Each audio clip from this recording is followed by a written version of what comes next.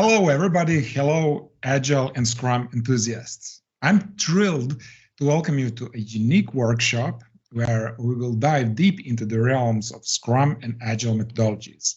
I'm your guide, Dan, and today I'm joined by my esteemed colleague, Dado. But before we jump into the world of Scrum, let me share a little secret with you about how I teach people to step into their Scrum roles. It's not about marketing or claiming I'm the best, because I'm not. Complex learning strategies. Instead, it's about crafting a sequence, a story that naturally leads you into the heart of the Scrum experience. I hope you will see, if you stick with us until the end, that I'm trying to make it as a journey, a series of breadcrumbs guiding you towards the opportunity for agile transformation. Find more information about me, go to this web address. But this is not about me. Now, Dado is a reason we are here today. Working in a civil service, his curiosity intersected with Scrum principles. He sought an introduction to Scrum, and that sparked the idea for this workshop series. It's an invitation, a sneak peek into my approach, tailored for you. So I encourage all of you to get pen and paper and to take all the notes like crazy, okay? So without further ado, let me hand it over to Dado. He will share a bit about himself, his first encounter with Scrum, and what expectations he brings to this workshop. Hi, Dado, how are you? Welcome to the show. Hi, Dan. Thank you for having me. As mentioned, here I work in the civil service and I'm involved in the improvement of service delivery. The reform processes turn to customers these days and the way services are delivered. And besides all the usual buzzwords like length and quality of services, what else, customer satisfaction, and other usual terms, now we hear more and more often the ideas of Agile and Scrum. But the tricky thing is that civil service is bureaucratic, So I'm here to see all the benefits of this approach and how and to what extent I can apply it in my everyday work. The allure of the Scrum framework here lies in its promise to enhance service delivery that I talked about. It has service delivery speed without compromising quality. And in my line of work, speed is essential. Yes, And I know. and we also collaborate with external agencies utilizing Scrum. Really? Oh, great. So my goal is to align our practices and explore how Scrum can be applied in our administrative unique context, Oh, wonderful, wonderful. So may I ask you about your technical background? To be honest, no real technical background here. I have been involved in a lot of projects, which is important for this, in my institution. From project ideas to project implementation, monitoring, evaluation, all parts, all phases. Some of those projects were even from the IT sector, Excellent. But the way those projects were implemented was in a traditional administrative public procurement way, to say so. Yeah. To wrap it up. Well, it's important to know that the Scrum framework is accessible to everyone, irrespective of their technical background or academic qualifications, right? That's great to hear, So being a non-IT guy, to say so, I'm glad that this is not just restricted to IT professionals and the way they see project implementation. And I'm glad I will be given a chance to see why there is such a thrill regarding Scrum. Okay, thank you for this brief introduction. Now, let me outline our 3-day workshop agenda briefly, okay? So on day 1, we will start with Agile and Scrum overview. delving into my journey of adopting Scrum and its transformative impact on my work and mindset. Following this and interactive exercises will provide you with a hands-on experience, followed by a reflection on the tasks completed. Day 2 is pivotal. We will explore Scrum roles, engaging in exercises to help you discover which role aligns best with your strengths. And you will also have some insightful homework to tackle. Okay? Now, day 3 is of utmost importance. With the foundational understanding of Scrum and your potential role, we'll shift our focus to a mindset, because embracing Agile for success in business will be our theme, and combined by practical examples of successful organizational transformation. So each day will feature exercises, homework assignments, and reflection to ensure continuous improvement. Okay? Now, the only requirement is that I need your undivided attention and commitment during this exercise. Okay? Are you ready? Let's dive in. Absolutely, Dan. So I'm fully committed and I'm ready to give, as you ask from me, my, if I remember correctly, undivided attention Yes, to yes, get the most out of this learning yes, experience. So exactly. let's make the most of these sessions together. Okay. Now, let me ask you this question. How long do you think it will take to learn the Scrum framework from A to Z? Estimating the effort and complexity of learning Scrum is a common challenge. Many students often have varying opinions. So since you are new to Scrum, I will give you a quick note. The main source of truth for Scrum is the Scrum Guide. Okay? And the latest version is only 14 pages long. And another hint, Scrum is a lightweight framework for managing complex products. It's simple to understand, but difficult to master. Okay? Now, what do you think? Well, I'm not entirely sure how to make this estimation, but I guess it depends not only on the Scrum itself, but also on other factors such as the teaching approach and the Yes, teaching yes. materials, Definitely. So on Hannibal, I'll give it a try. Based on introduction, let's say it's about 6 out of 10, let's say. Okay, excellent. So at this stage, there are no wrong answers. So thank you for your estimate. Now, let's consider the subjectivity and potential bias in the individual estimates. Each person might have a different perspective based on their background and experience. Now, I'd like to introduce the Fibonacci sequence and explain how it reflects the uncertainty and complexity of estimation. Fibonacci sequence goes 1, 2, 3, 5, 8, 13, 21, 34, 55, 100, and so on. And those numbers help us express the varying degrees of effort more accurately. Now, I will explain all this in just a moment. Now, next, I will introduce also the planning poker game. This is the first game that we will play. Now, it's a tool that facilitates group estimation and consensus building. Now, we will use an online Scrum poker tool like Planning Poker Online. Okay, so I will turn my screen share right now. Okay, now using the cards with Fibonacci numbers, each participant, including you, Dado, will choose a card that represents your estimate of the effort and complexity of learning Scrum. Okay? Okay. So you can now draw the cards and choose the one from the Fibonacci sequence. All right, I'll go with 8. Okay, interesting choice. Now explore. Now everyone reveals their card simultaneously, and it looks like I will choose 55.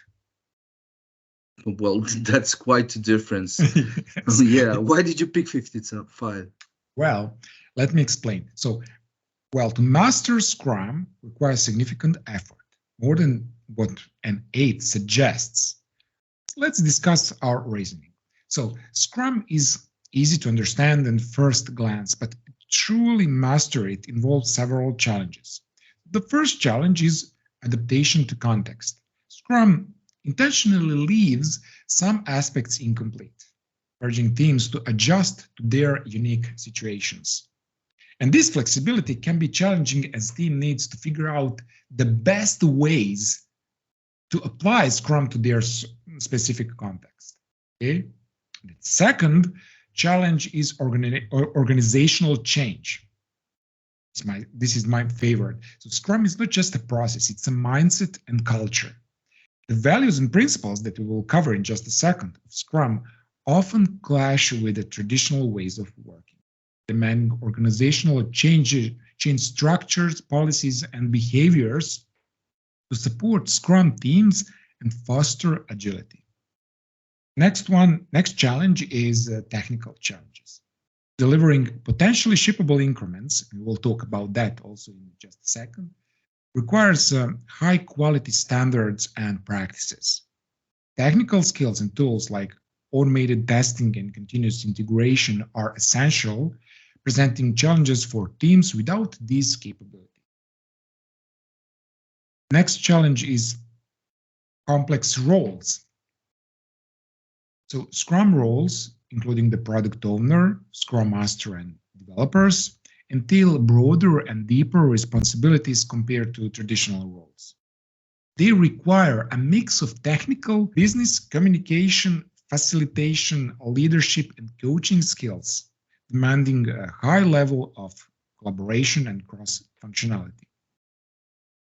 Another is adaptability and judgment. So Scrum is an adaptive process that requires a regular inspection and adaptation. Dealing with uncertainty, complexity, and change demands skills and judgment. He must be willing to experiment, learn from failures, and make decisions based on the empirical evidence and shared understanding. These factors contribute to the complexity of mastering Scrum. Not just about following a set of processes, it's about navigating a dynamic landscape that demands continuous learning and adaptation. Since there is a significant difference between 8 you choose and my 55, now let's make another round of drawing. But this time, let's see if we can reach a consensus, okay? I'll trust you on this one. You are an expert here. So after hearing all this, I'm going with 55 this time. Looks like we align on 55. Now, let's discuss how we use Scrum Poker influenced let's see how Scrum Poker influenced the estimation process. How did you feel about the collaborative process? Well, it was interesting, it was a simple input and a simple goal regarding the exercise. But I could see the point, and how this method provides a more subtle and justified view. Yes. Now, let's compare the results of traditional estimation and Scrum Poker. So collaborative estimation has its advantages and can lead to more accurate estimates. So what do you think if this is correct? Well, it makes sense, absolutely. So this collective input, in a way, helps balance out and adjust individual biases. Yes, let me illustrate with a simple example to make it more clear. So imagine you are planning a road trip, and you need to estimate the time it will take to reach your destination. Okay. Now, traditional estimation. So if you estimate individually, you might consider only your driving speed and maybe potential traffic delays, right? And if each participant collaboratively estimates using Scrum Poker, different perspectives come into play. One person might know a shortcut, right? Another might be aware of road closures. And collectively, you get a more comprehensive view, right? Is it more? Yeah. So it's quite straightforward. So Scrum Poker helps us gather different insights, Exactly. different insights for more accurate estimates, if I Yes, understand yes. it correct. It leverages the collective wisdom of the team, balancing out individual blind spots and leading to more informed decisions. And this is the key aspect of Agile practices, promoting collaboration for better outcomes. Okay? Yes, so the Scrum approach is like the one used by the Borg in Star Trek. I don't know if you've seen it, you know. Yes. I'm not sure how it goes, but it's something like by assimilating others into our collective, we are bringing them closer to perfection. I see your logic, yes. But we are not single-minded here in this process. The emphasis is on embracing different views and focusing on the well-informed conclusions reached in the team manner. Okay? Sorry, just joking a bit, you know. No, okay. I understand your point here. Yeah. Thanks. Okay. Now that we explained the power of collaborative estimation through Scrum Poker, let's dive into the fundamentals. Okay. So our next topic is Agile and Scrum overview, where we will explore the principles and values that form the backbone of this framework. So this understanding will provide a solid foundation for the rest of our workshop. Okay. And are you ready to explore the core of Agile and Scrum?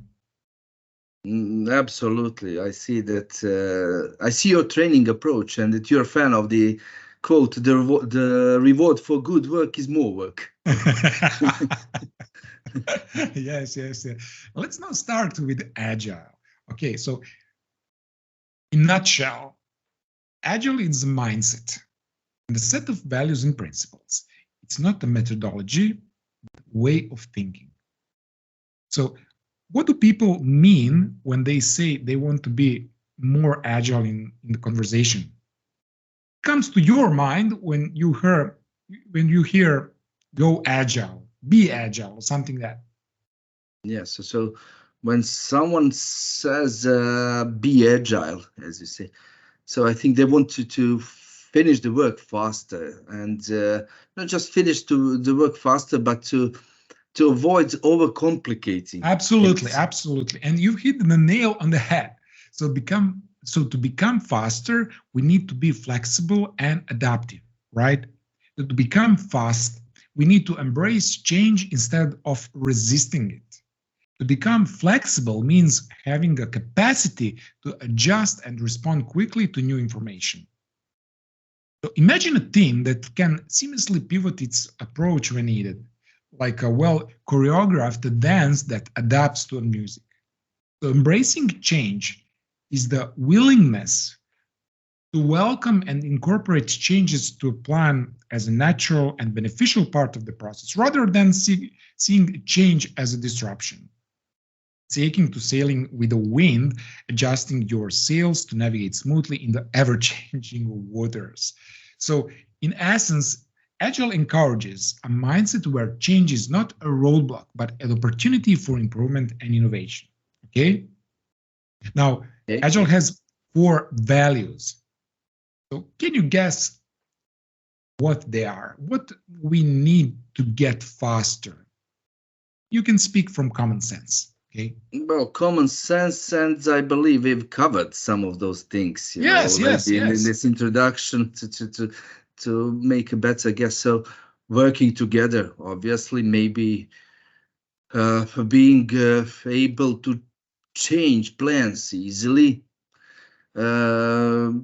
focusing on customers, definitely, I believe, and as I said, with this, not overcomplicating things, maybe keeping things simple could be the value. So you've got 3 out of 4. So let's break down the values of Agile Manifest. And by the way, it's very short and available for free. So write it down this address. Okay. So first we have individuals and interactions over process and tools. So this emphasizes valuing people and their ability to collaborate. While process and tools are essential, Agile recognizes that the human element, the communication and collaboration between team members is paramount. Okay, so this is the first one. The second one is working solutions over comprehensive documentation. So Agile shifts the focus from extensive documentation like we have in our traditional project management, right, to delivering tangible results. While documentation is necessary, the primary measure of progress in a product is a product that works. Okay, it's about prioritizing real functional outcomes or extensive paperwork. So what would consider as a working product in our case, it could be software, it could be hardware, it could be games, educational content, medical devices, and so on.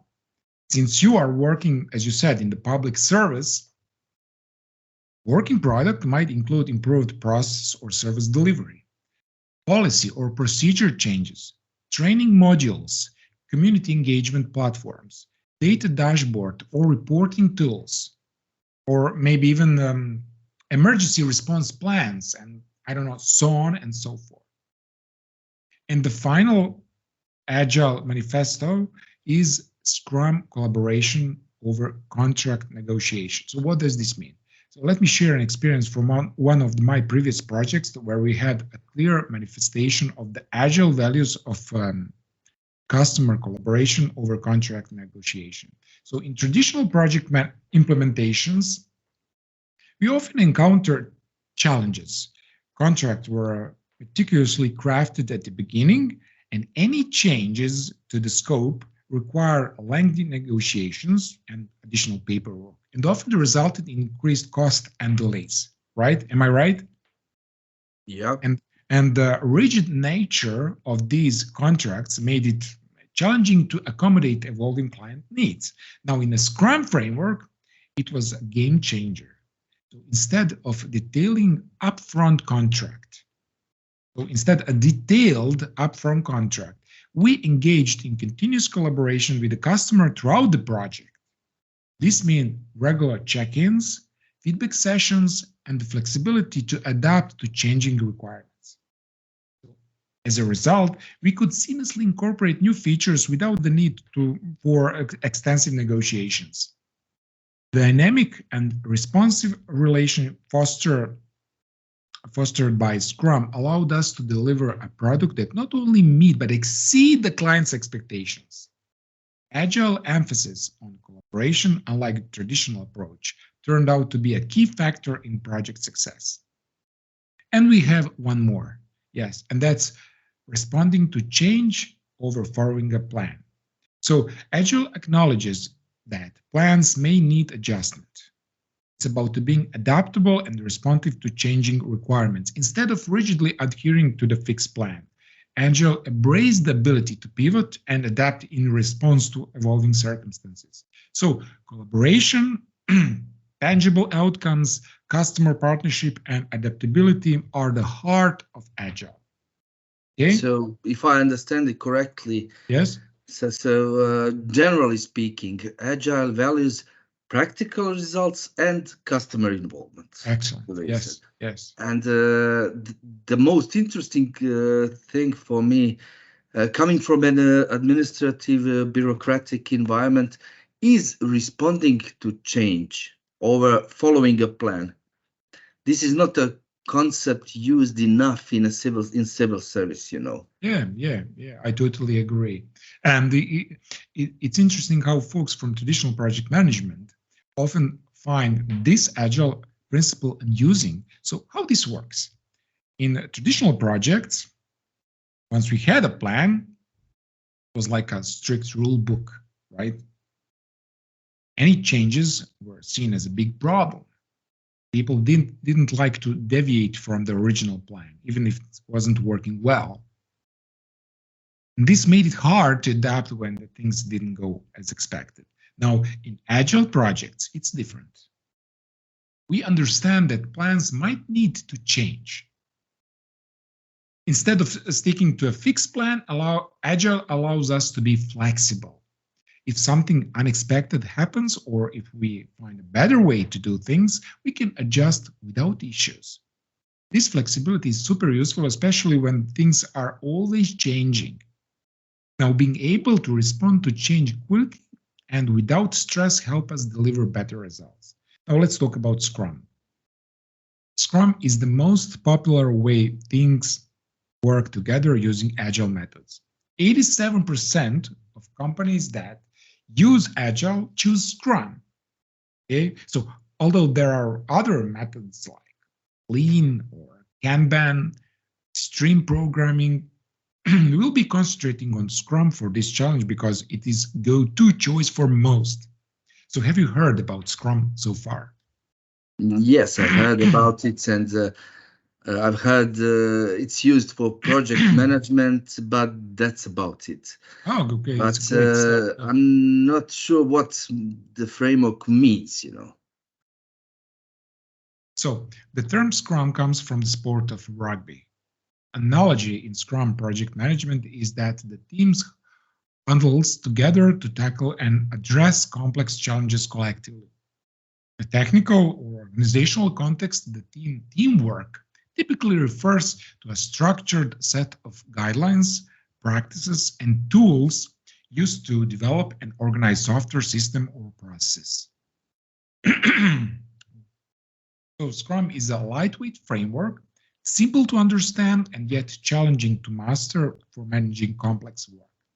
It's based on transparency, inspection, and adaptation. And we'll talk about them in just a second. Okay. And why do you call it lightweight? Yeah. You use rugby and then lightweight. Yes. Well, it's because Scrum is made to be quick and flexible. Quick and flexible, without getting stuck in too many rules or red tape. It provides a simple and yet effective structure, making it easy to understand and apply.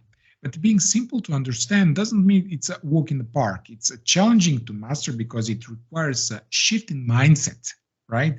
And commitment to its principles.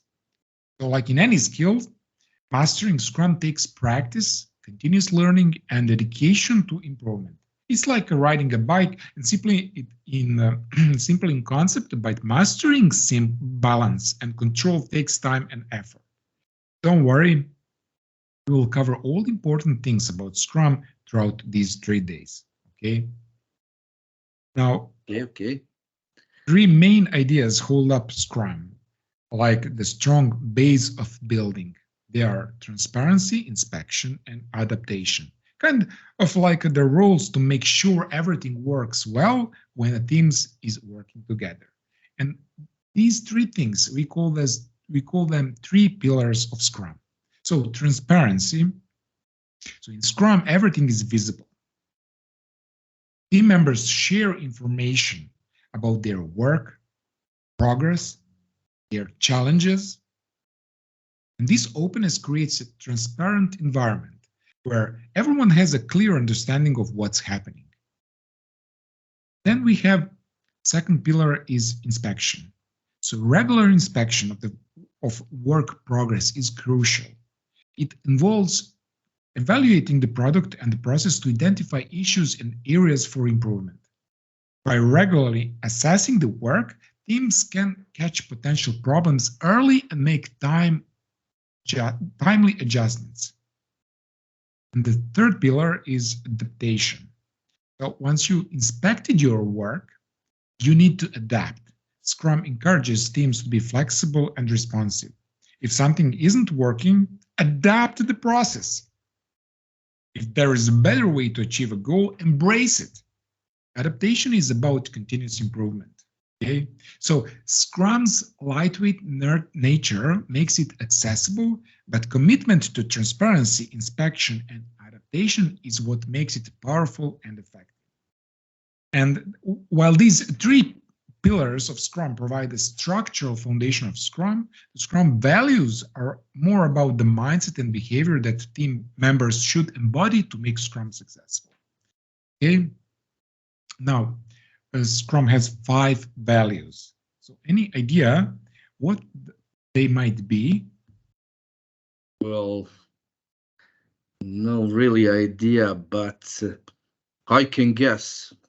Let's go to transparency again. So maybe being transparent, being organized, something like that. I'm not sure. Okay, no worries. The 5 Scrum values are commitment. So in Scrum, commitment means that team members are dedicated to achieving their goals. They commit to delivering the agreed upon work and support each other to reach those objectives. Second one is courage. Courage is about speaking up and taking risks. Team members are encouraged to voice their opinions, share concerns, and take on the challenges, even if it means stepping outside of their comfort zones. Third one is focus. Focus is crucial for delivering value. Scrum teams prioritize tasks, concentrate on the most important work, and avoid distractions. It's about maintaining a clear vision of the goals and working towards them. Fourth one is openness. Openness is all about transparency and sharing information. Team members communicate openly, providing updates on progress, challenges, ideas, and so on. So this openness fosters trust and collaboration. Then you have respect. Respect is at the core of a Scrum. The team members respect each other's opinion, skills, and contribution to the project. It creates a positive and inclusive environment where everyone feels valued. Okay? Okay, Dan, but yeah, it's okay. It's totally makes sense to me, and but they all seem to be a bit abstract. So how do you practically apply them? How they are, let's say, visible in day-to-day work within a Scrum team, or can you give me some examples of how they're all present and occur in real projects? Okay. Let me give you a couple of practical examples for each of those Scrum. Yeah. Okay. So let's say commitment. We talked about commitment. So imagine our team commits to delivering a specific set of features in a sprint. We will talk about Scrum terminology in this later in this challenge, but each Don't team worry, member. I've heard of sprints. Don't worry. Okay, so each team members takes on tasks with understanding that they are committed to completing them by the end of the sprint. This commitment drives our collective effort and ensures everyone is aligned towards achieving our goal. Okay. Now, here is another example about courage. So in this scenario where team members identifies a potential risk to project, having the courage to speak up is crucial. It might involve bringing attention to potential problem, potential issue during a sprint planning meeting, or suggesting a different approach to solving a problem. The courage encourages open communication and problem solving. Okay? Then we have focus. Consider a situation where we have a tight deadline or let's say high priority task. Yes, focus means that the team avoids multitasking and concentrates on completing the most important work first. It ensures that we deliver value consistently and maintain a clear direction. Then we have, I believe, openness. Let's say we encounter unexpected changes during a sprint. Okay? Now, openness means openly discussing these challenges in our daily stand-up meetings. It involves sharing updates on progress, any impediments, and being transparent about our work. This openness allows the team to collaborate effectively and address issues promptly. And respect. In our team interactions, respect means valuing each team member's input. It could be seen as actively listening during the meetings, acknowledging diverse perspectives, and recognizing the unique skills each person brings to the table.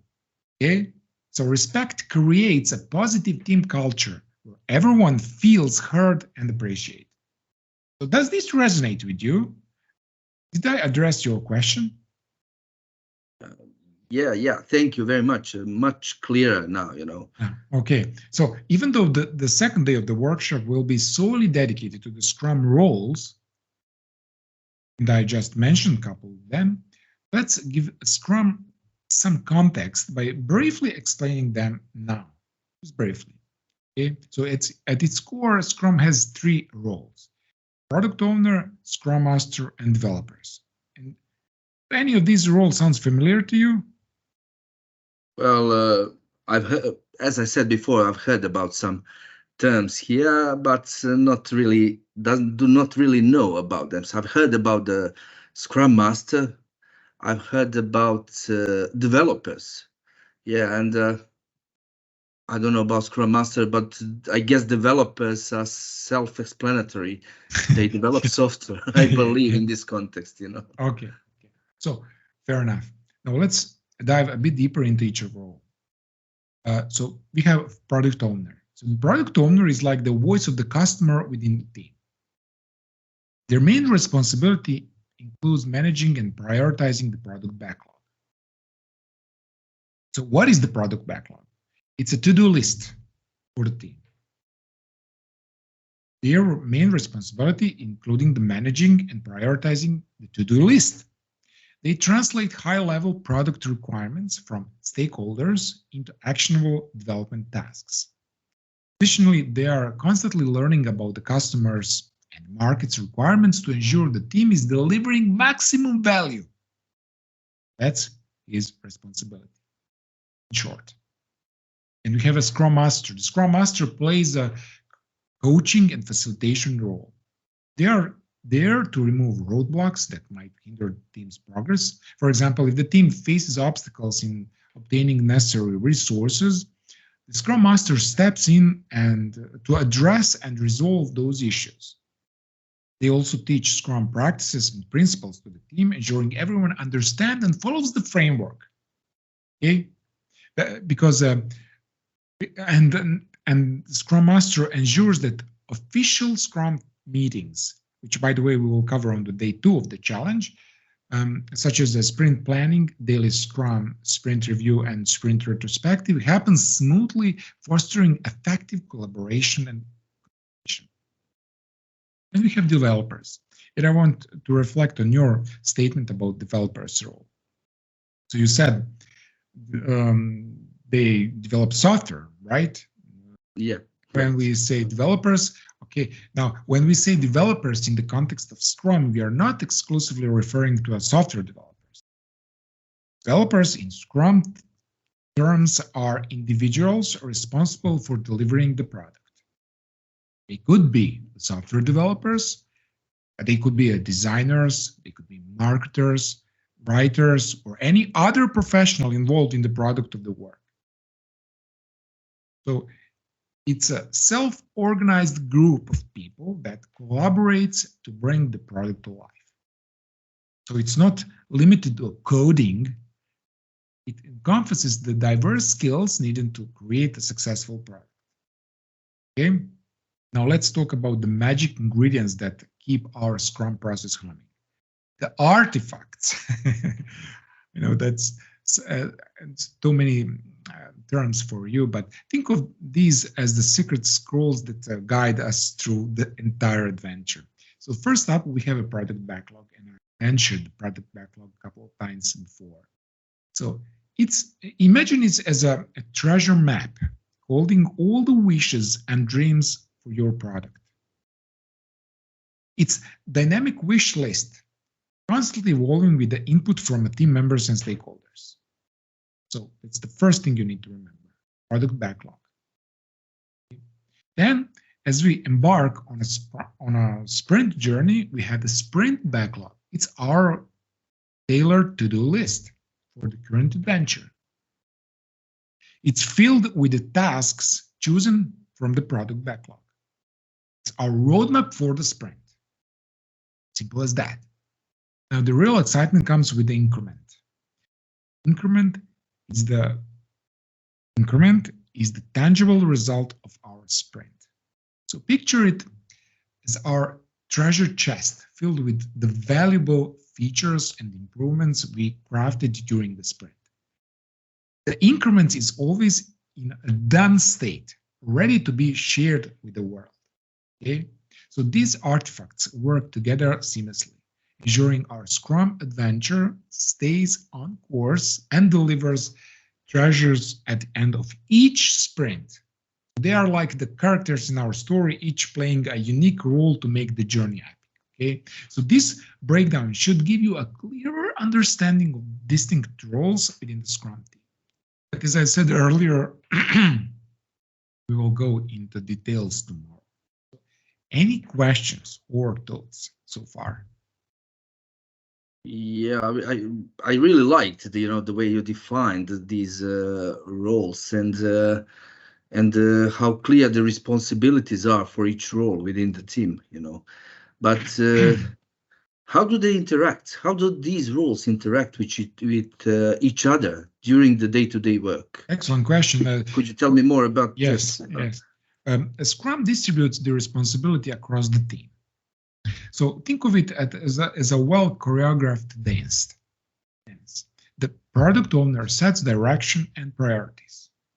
Scrum Master ensures everyone follows the right steps and removes any stumble blocks, while developers bring their unique talents to create the masterpiece in the time-boxed iteration called sprints. This structured approach ensures everyone is on the same page, leading to efficient collaboration and successful project delivery. Okay, it was a simple example. Yes, so as I told you before, I keep hearing about these things called sprints. It's now a famous term. Can you tell me, yes, how they make product development better, faster? Okay. So the team decides the duration of the sprints. But they are usually 1 to 4 weeks long. So sprints are usually 1 to 4 weeks long. Everything including meetings, development, discussions, problem solving, research, and so on happens within the sprint. And during the sprint, the team creates the new value that, if the product owner decides, can be easily shipped or published. Scrum, we call it potentially shippable increment. As you know, during any product development, we keep going with multiple sprints, one after another, without any breaks in between. So imagine sprint as a focused, short burst of effort, like running a relay race. These time-boxed sprints keep the team focused on specific goals. It's like a saying, let's achieve these milestones in the next 2 weeks. This is not only helps manage work in manageable chunks, but also allows for a quick feedback and adjustments. At the end of each sprint, the team delivers a potentially shippable product increment, ensuring continuous progress and maintaining a high level of quality throughout the development process. Okay, sorry for interrupting. Yes. You mentioned potentially shippable. What does it mean? I haven't heard of it. Okay. Before. Okay. Now, let me give you one example. Think of it like, let's say that you want to bake a cake. Potentially shippable product is like having a fully baked cake, moist, delicious, and ready to be served. Now, imagine you have this beautiful cake, but it might need some icing or decoration to make it more appealing or valuable to your guests. This cake itself is technically ready to be enjoyed, but adding those extra touches would make it even more delightful. So in Scrum, potentially shippable product is like having the core features ready, but there might be additional enhancements or refinements needed to make it truly valuable to the customer. This way, you have a product that is potentially deliverable at the end of every sprint. It's all about delivering value incrementally. Okay, so I see now what you mean. I get it. So it's like, let me use another example, and you'll tell me if I'm right. It's like people who are not satisfied with basic versions of car, but send even new cars today to shops where they do all the upgrades, refinements. You've seen TV shows. We Yeah, have a lot of TV shows on that. So the exactly. original cars are ready to be driven, you know. But customers, they like this, as they call it, the wow effect, you know, when they see the products after refinements. So Agile and Scrum seem like different ways of approaching work than my usual way of doing things. Am I right, also? Absolutely, absolutely. And this is amazing, right? Yeah. But to be able to do this requires a mindset shift towards collaboration, adaptation, and continuous improvement. Agile and Scrum provides a structured and yet flexible approach to navigating the complexities of modern environments. And how do you feel about this overview so far? Are you starting to sense the difference from the old way of work? Yeah, definitely difference. I haven't worked with this mindset, as you call it, before, and it feels like opening my eyes to some new perspectives, new ideas. This emphasis also on collaboration and adaptability seems like definitely a more efficient and dynamic way of working. Yeah, that's the essence of it. So as we go deeper into Scrum over the next few days, you will see how these principles and values manifest in the real world practices. So any questions so far? Well, definitely. You use a lot of Scrum terms already, you know. Although Oh, it's a okay, beginning okay, phase, you okay, know, you use a lot of Scrum okay, terms. okay, It's okay. not easy. I'm writing it down, you know, but it's not easy to Yes, yes. memorize them immediately. So any source to just, what are your recommendations? Where can I find and read about those Okay, okay. Scrum No, terms? yes, you're totally right. So let me provide you with additional resources to enhance your understanding. Okay, so right below this video, I will share two documents. So the first document is a comprehensive glossary of Scrum terms, where you will find detailed explanation of all the terminology we will be covering during these 3 days. Okay. The second document is the latest version of the Scrum Guide, which serves as the authoritative source of understanding the Scrum framework. It contains the definition of Scrum, explaining how each element contributes to the overall value and results done with Scrum. So let's make it fun. Okay, so consider this as your initial homework for day one.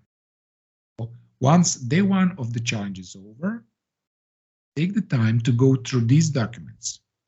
It will undoubtedly prepare you for more of our discussion on day two. Okay? Okay, okay. So we've laid the groundwork. Now, before we delve deeper, let's draw inspiration from a success story, a real-world example showcasing how Scrum has transformed teams and organizations. So, with your permission, I would like to play a 6-minute video featuring FBI Sentinel project. So although it's centered around software, as you will discover in just a second, principles are universally applicable to all types of businesses. We will have a detailed discussion about this later. Now, let's watch the video. Okay. It all starts with the FBI Automated Case Support System, which was a system built for FBI agents in the mid-90s. And it used 1970s technologies like database and the natural programming language. And the result was that a lot of people thought it was a bad system before it ever even shipped. But it's what the FBI was able to ship at that time. This is basically, you can think of it as the CRM, customer relationship management system for criminals and crimes, right? They need a big database of all their criminals. So this is where they store their federal case if they ever make one. It became quickly apparent that the ACS system wasn't going to live up to the needs of a modern FBI force, and they needed a new system. Enter the Virtual Case File project. Virtual Case File was envisioned as a replacement for ACS that would take the ACS platform, upgrade it, put a new skin on it, just make it a nicer experience and more usable, and aggregate data across all of these disparate databases that the FBI had.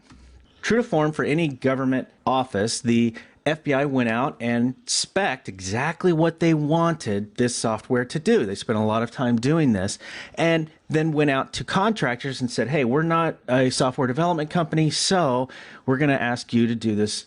So we'd like you to bid on doing this work for us. Ultimately, the Science Applications International Corporation won the bid to develop the project, although there were a lot of other vendors that did some small pieces of it. Now, when the project kicked off, the projection was that it would be done in 3 years for the cost of $380 million. So virtual case files should have taken about that long and it cost about that much. Here's what actually happened. In 2001, coding started. Now, this was code being written by contractors, not FBI employees, although there was some project management going on back at the Hoover building where the FBI is headquartered. The project ran from 2001 to 2005, at which point it was determined that the project was so off track and things were so bad on this software development project that they're going to throw away all of the artifacts they'd created thus far. Nothing is salvageable, they said. So the American taxpayer picked up that bill at a cost of $170 million. Now, it turns out that the FBI had gotten a new director back in 2001. In fact, Mr. Robert Mueller became the director of the FBI 5 days before the September 11th attacks. And with the fits and starts of the virtual case file system, Mr. Mueller had to go before Congress several times to ask for money to refund the virtual case file project. This was a notorious software project that was being monitored all over the world. It appeared in CIO magazine on the front cover. We all knew this was going on. And Mr. Mueller would have to go to Congress and say, this software project is still off the rails. And in fact, he had to do that 3 times. In January 2005, it was clear that we were not going to get any value out of this system. So Mr. Mueller's in the position of doing what so many other executives have to do with failed IT projects, and that is simply start over. So that's what he did. He went back to Congress, received approval for a new project. This one totally different because it's called FBI Sentinel instead of the virtual case file system. Totally different, right? And that means that what they were going to do clearly was go about creating the software differently. Well, not so much. In 2006, Lockheed Martin again won a contract to fulfill a bunch of specifications that the FBI had created. And this plan that Lockheed Martin now proposed called for 4 phases of deployment of this new system at a cost of $450 million over 6 years. Now, the big difference between the 2006 awarding of the contract to contractors versus the 2001 awarding of the contract to contractors was this. Mr. Mueller was really, really positive that this time a plan-driven waterfall type approach to the problem would work. Well, what actually happened is that by 2010, only 1.5 of the 4 phases had been done, almost all of the money had been spent, and 2/3 of their time was gone. At this point, an outside firm named MITRE was asked to come in and perform an audit on the work that was happening on the Sentinel project. And here's what they found, that it would take another $351 million in 6 years to complete the project. So Mr. Mueller knew that he was going to have to go back to Congress and ask for money again. So we had this IT project in the early 2000s, that didn't work, and now we've got the same one essentially still running in the late 2000s, that's still not working, give me some more money. It just really didn't add up, and he knew that this wasn't going to go well on Capitol Hill. So what did he do about it? Well, he went and he hired some people from the civilian sector. In other words, he went out to industry and he hired 2 Agilists from Lehman Brothers, Jeff Johnson and Chad Fulgham. Chad Fulgham as CIO and Jeff Johnson as CTO on the Sentinel project. Well, what Mr. Johnson did after taking the reins of Sentinel was to cancel the outsourcing contract with vendors like Lockheed Martin and pull all development back to the FBI. So they went out and hired a development team. They built what they called a Scrum Studio in the basement of the Hoover Building, which really was a focused team room where software developers created the Sentinel program. What happened next stunned a lot of people. With only 40 developers instead of the original 400 that Lockheed Martin had on the project, the software was deemed complete in a little over a year, and only $30 million had been spent. Remember that the original budget was for $450 million. Finally, in May of 2012, the field tests passed, showing that, in fact, Sentinel was ready to go. They still couldn't go live, however, because they were waiting on proprietary hardware to ship. Finally, in August of 2012, Jeff Johnson did a public demonstration of Sentinel in production. Okay, welcome back. So what's your impression on this case study? That was quite impressive, to tell you the truth.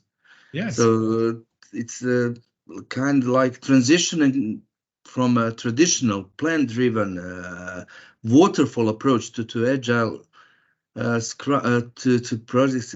Agile Scrum made a substantial impact, especially in that Lockheed Martin and FBI Sentinel project cases. And now I'm curious about the shift from outsourcing to bringing development in-house. How did that change contribute to the success of the Scrum implementation? Okay, so as we have witnessed, they did an amazing amount of work with fewer people by bringing development in-house with co-located cross-functional teams, as Scrum prescribes, streamlined communication and collaboration.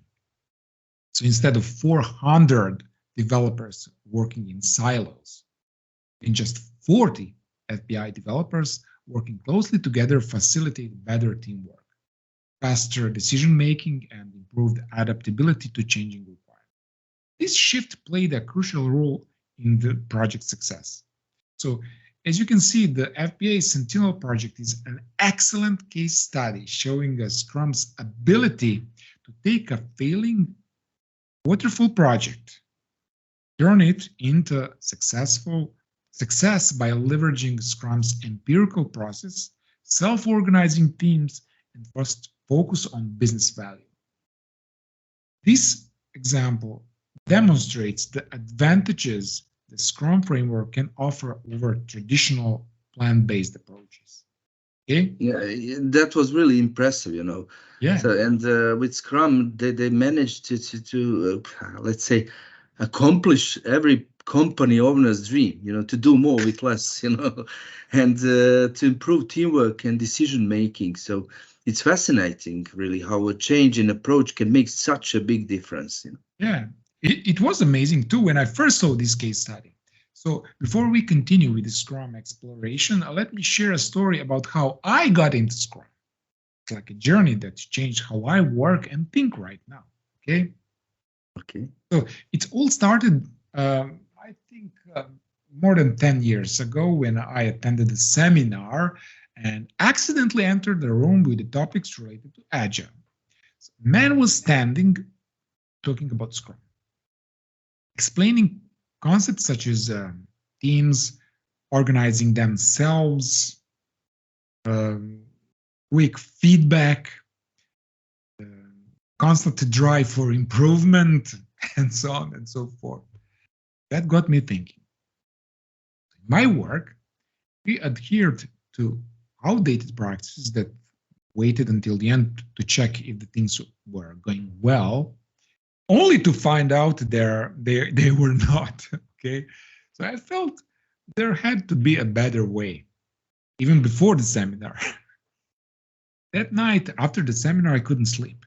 So we had worked on several projects using a waterfall model. Some were left incomplete.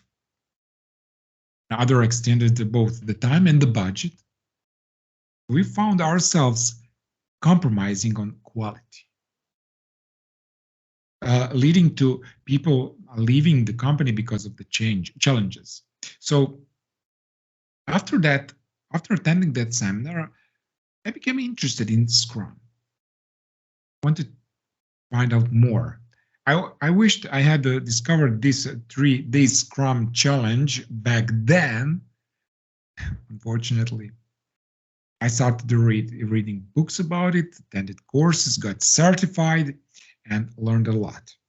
Scrum wasn't just a process. It was, as I said a couple of times, it was a way of thinking that encourages change, taking responsibility, and continuous learning. Then, the idea crossed my mind. What if I introduce Scrum to my team? I have to tell you, this was not easy. Since I didn't have the exact blueprint, so I faced many challenges when I introduced Scrum to my team. Some didn't like the meetings. Why do we need to meet meetings so often? Bosses were sure about giving more freedom to the team. They wanted to keep decision-making process in their hands. Okay? But things started getting better. We started to deliver things faster. The team felt happier and more creative. The customer liked giving feedback on what we made, at least some of them. But for me, Scrum became not just a way of working, but a mindset. A way of always checking the improving things. My why with Scrum was clear. I wanted to make things and teams that could do well in tricky situations by learning and working together. Even when things were tough, knowing my why helped me keep going. So changing to Scrum meant being persistent, brave, and having the clear idea of how things could be different. It involved thinking a lot, getting feedback, and helping my team understand. And after 3 years, Scrum is now work. And it's not just about making products, it's about creating a place where people can learn, take risks, and enjoy working together. That's why I really love Scrum, and I always will. Sorry for interrupting. Yes. So it is really inspiring to hear from you, how Scrum transformed your work, And I'm curious about one thing. So when you started introducing Scrum to your team, what types of resistance did you face, and how long did the resistance last? Because I believe that you managed to solve that, in the end. Well, as I already said, it wasn't as smooth sailing. Some team members were comfortable with the changes. Some weren't. I often say, why would we allow them to change their ideas? Some of them didn't like Scrum meetings, for example, as they felt like an interruption to their routine. What I found helpful was explaining the why behind each Scrum practice. Once the team understood the benefits, like a quicker feedback and improved collaboration, they become more open to it. However, I had to address each concern one by one. And if you are only doing this alone, it can take a while, right? Yeah, that makes sense. Yeah. I can imagine change is not always welcomed right away. I can imagine it, and I know it from my everyday experience. And how did you deal with challenges and resistance? Well, handling challenges required a mix of skills, communication, and patience. I kept an open line for feedback, actively listening to concerns and addressing them collaboratively. It was crucial to show the positive outcomes of Scrum through tangible results, like faster deliveries, happier clients. Changing take time, and patience is the key. Yeah, I know, and I see that. But how did you manage to give the team more freedom while still keeping things organized. It's totally different way of doing things. I'm asking because balancing autonomy and avoiding chaos can be tricky for managers who actually might hesitate to delegate more authority. Understand. Well, finding the right balance was tough. With Scrum, there's a framework, and yet it promotes self-organization. And I discovered that setting a clear goals and expectations while letting the team decide how to meet them offered a structure without limiting creativity. It's about establishing boundaries for the team to work within. Yeah, but you also mentioned the continuous improvement, continuous collaboration, and how did you ensure continuous improvement in all those your Scrum practices? It's a great point, and I see you are actively listening to what I have to say.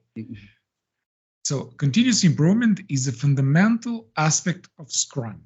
Now let me explain what continuous improvement is in Scrum, okay? It means always looking for ways to do things better. It's like a team saying, okay, we did this project and it went well. How we can make it even better next time? It's a cycle of learning and making a small adjustment after each task or a project, aiming to improve a little bit each time, okay? So in Scrum, we foster a culture of openness and collaboration, encouraging everyone to actively participate in Scrum meetings. This means reflecting on what worked well and what could be enhanced, and then collectively deciding on changes for the next sprint. It's this iterative feedback loop that fuels our continuous improvement journey. I'm not sure if I answered your question. Yeah. Thank you, Dan, for sharing. So, after all those introductory explanations and the terms, so as we go on, I get a clearer picture of how Scrum works in a real-world setting. Thank you for that. Don't thank me. You're welcome. Don't hesitate to ask more questions as we dive deeper into Scrum. It's all about learning and adapting together, step by step. Okay. Now let's take this understanding and explore a real-world scenario in a small exercise. Here is how this exercise will work. And I will present the scenario. I will put it on the screen. And we will discuss together how Scrum could improve this situation with the knowledge you've gained so far. Okay? Okay. Okay. So imagine a team working on a software project. They follow a plan-driven approach. Have you ever heard about the plan-driven approach before? Yeah, that's what I do daily, Great. But for those who are watching, let me briefly explain. A plan-driven approach refers to a project management methodology in which the entire project is planned comprehensively at the beginning, and the execution strictly follows a predefined plan. Okay? So let me bring up the image on the screen. It's often associated with a linear or a sequential process, like the waterfall model, where each phase of the project must be completed before moving on to the next. So in the plan-driven approach, changes to the plan are typically minimized once it's established and the project progresses according to the predetermined schedule and requirements. Is it clear now? Yeah.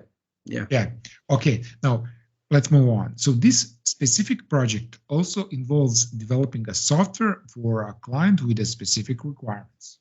Okay, so the team has a fixed scope and budget, a detailed project plan, and strict deadlines.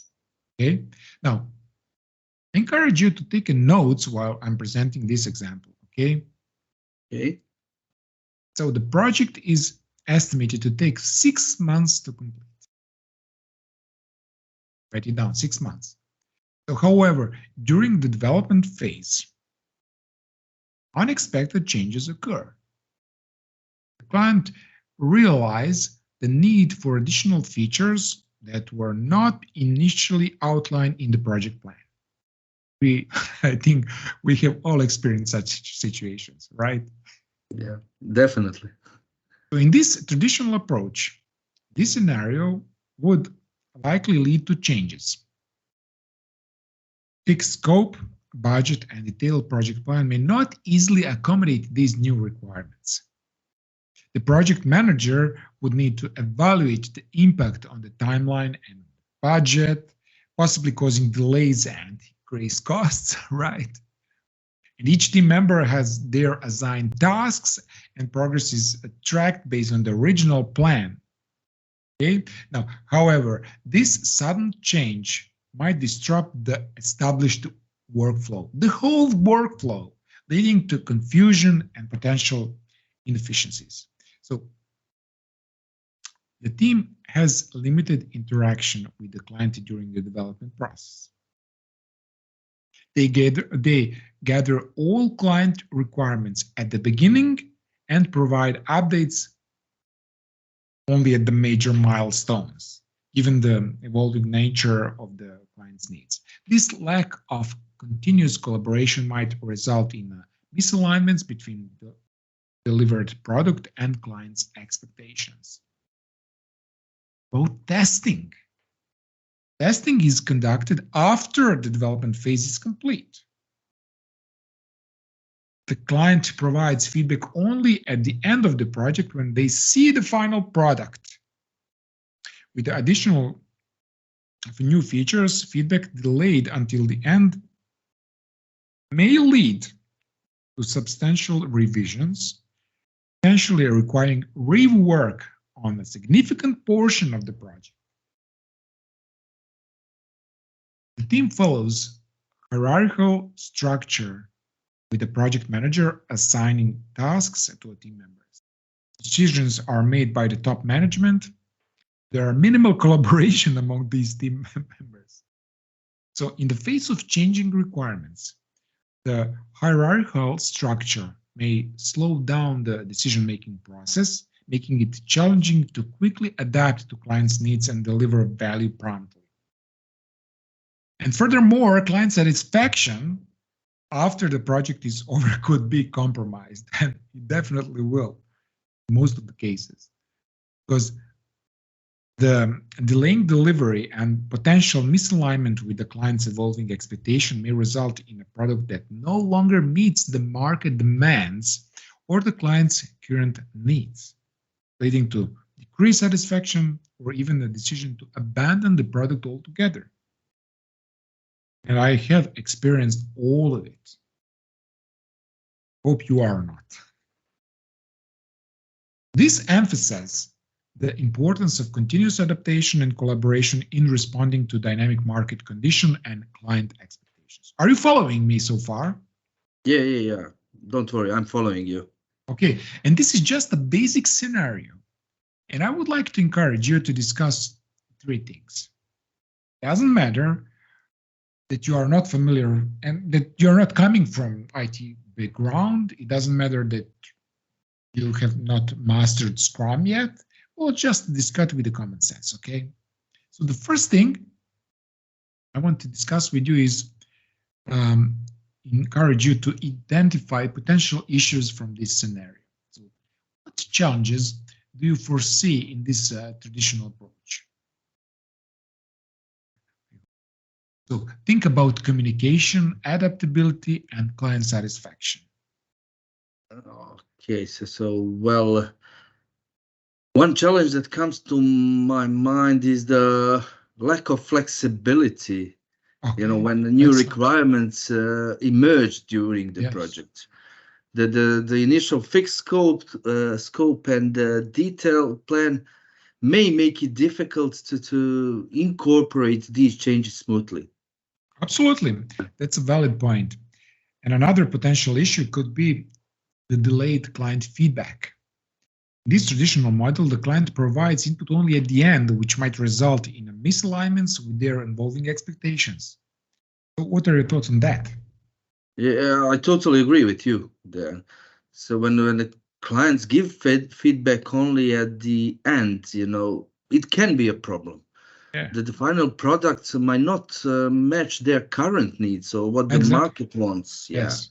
So also it limits the chance for the client to give input and make changes during the development itself. So this lack of ongoing collaboration could mean the products while meeting the original requirements might not meet the client's changing expectations as we expect them to Precisely. happen. Precisely. So, do you see how Scrum makes sense? Just speaking from the common sense. Yeah, definitely. Okay, now let's move on to the second point of discussion, which are bottlenecks.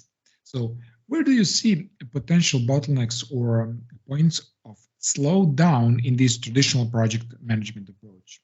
So, consider aspects like, let's say, decision making or say task management or communication or late stage testing. So what comes to your mind? Well, there are definitely several issues with our current approach. So firstly, so with fixed scope and detailed plan, unexpected changes can cause delays in development, and those Yes. unexpected changes do happen, changes. Yes. And then the team might struggle to adjust within the planned strict time frame, that we have. Excellent. So on the secondly, so our hierarchical structure slows decision making. So going through layers for decisions hinders quick responses, and especially for urgent issues that might occur. Mhm. And lastly, waiting until the project ends for client Excellent. Yes. feedback is quite risky.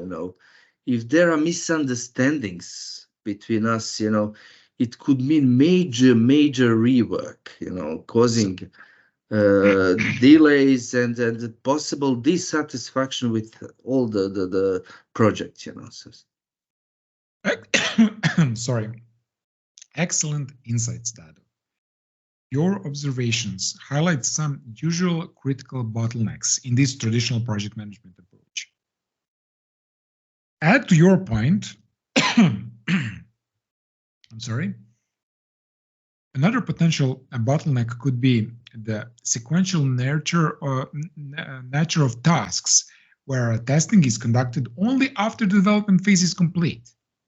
And this could lead to identification of issues late in the process, making it more challenging and time-consuming to address, right? Right? Now, let's move on to our third point of discussion, opportunities for improvement.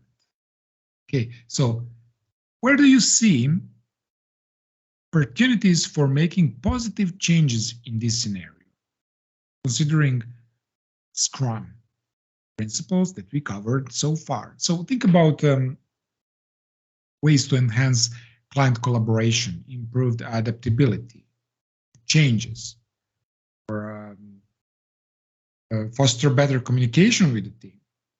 What are your thoughts?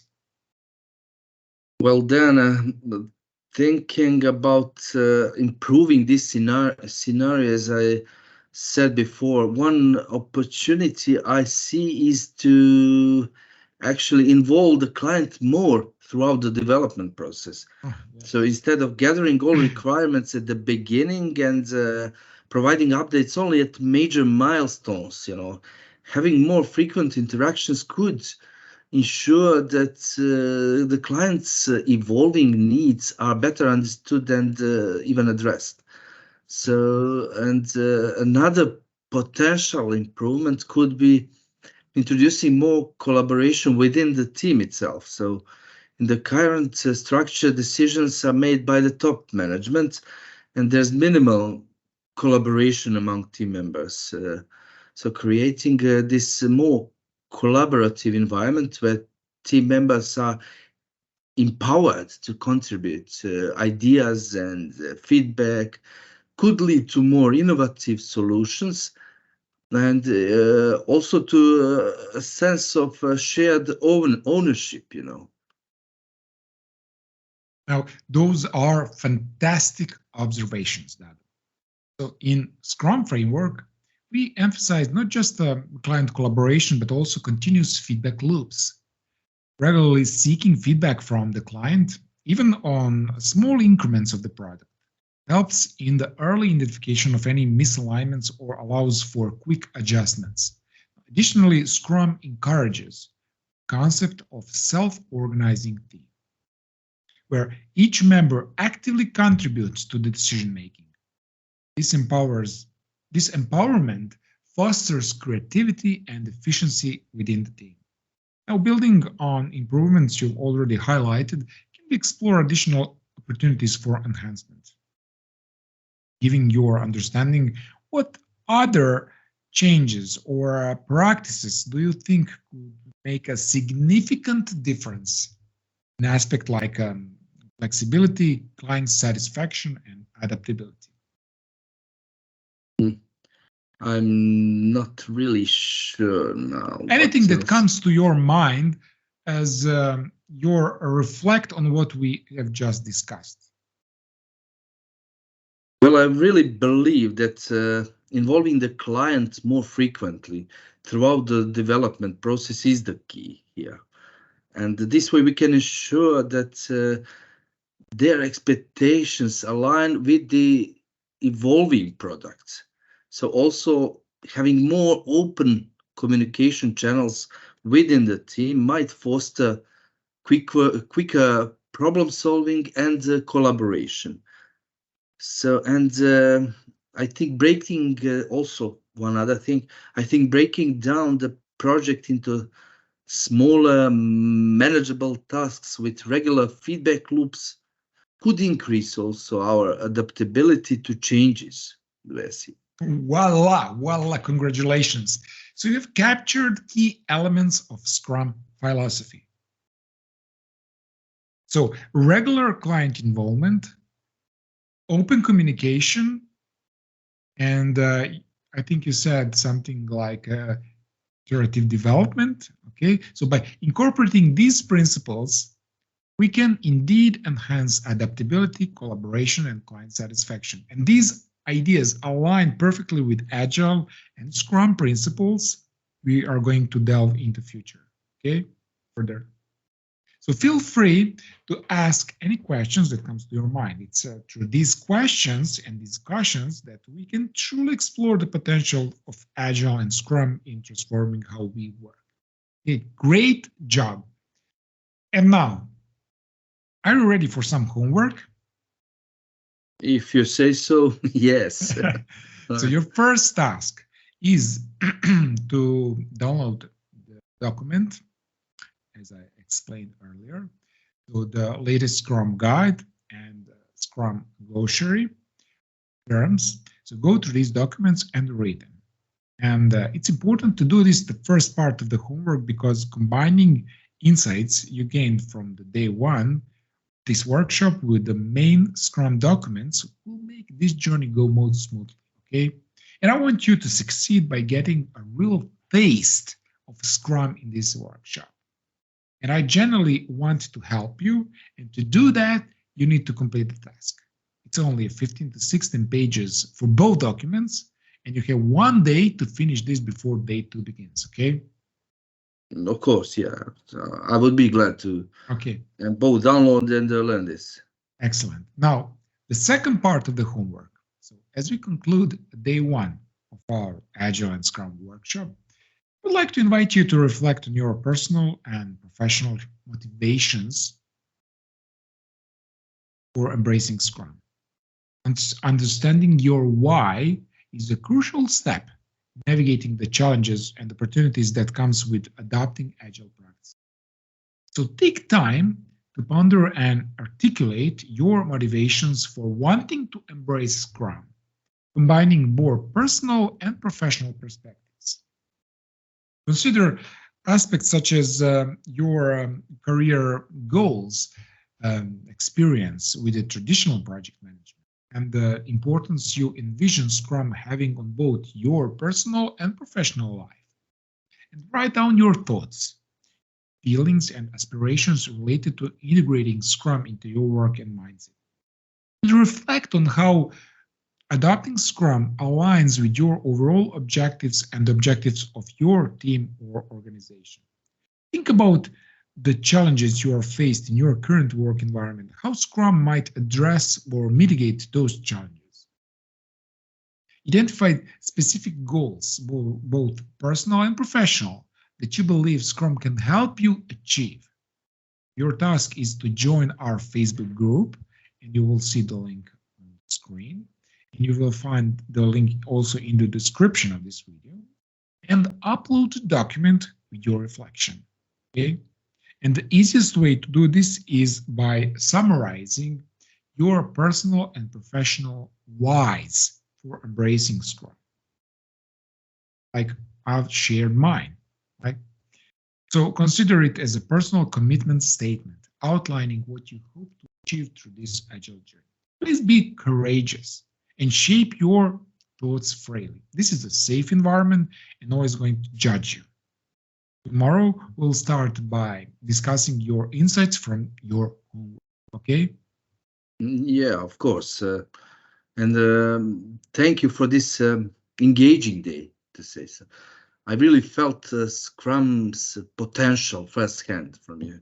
Thank you for joining the workshop. Let's meet tomorrow on day 2. Same place, same time. I have to tell you, I really think that you will enjoy all 3 days of our workshop. But day 2 is amazing.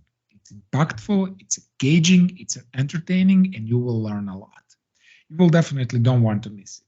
We will delve into the various roles in Scrum, and I will help you discover which Scrum role best aligns with your personal characteristics.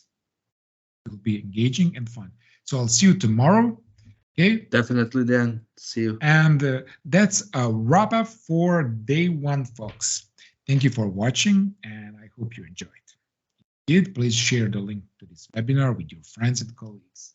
It might change their way they operate their business. Bye.